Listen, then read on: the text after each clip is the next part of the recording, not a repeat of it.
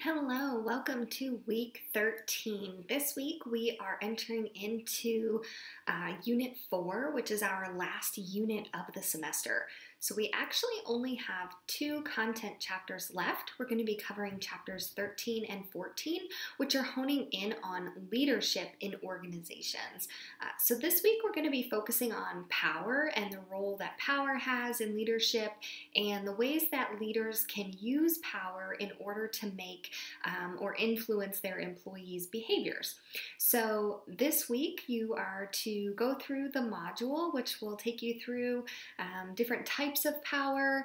There's also going to be a mini lecture from me which focuses on influence tactics, and then we'll also talk about conflict resolution as well as organizational politics and how each of these factors all contribute to this idea of power.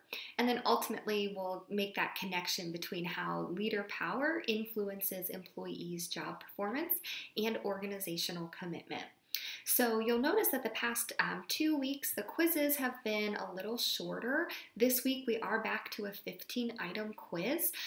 There was just not as much content for personality and for ability, and so rather than just kind of writing nonsense questions, you just got a little bit of a break. So this week there's definitely a lot of concepts. It's going to be really helpful to you if you take time to study the concepts before you take the quiz. So go through the module and then actually allow yourself some time to practice these concepts to make sure you know them, because again, there are a lot of different types of influence tactics. There's a lot of different types of power and conflict resolution styles, and some of them have similar sounding names, so you really want to be sure that you have a good grasp of the content before you take the quiz.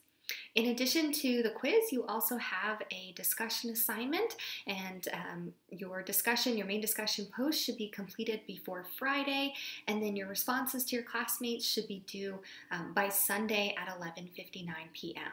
So here we are in the home stretch. Like I said, there's only 2 content chapters left, so the rest of the semester kind of looks like this. This week we cover power. Next week we're going to cover leadership styles.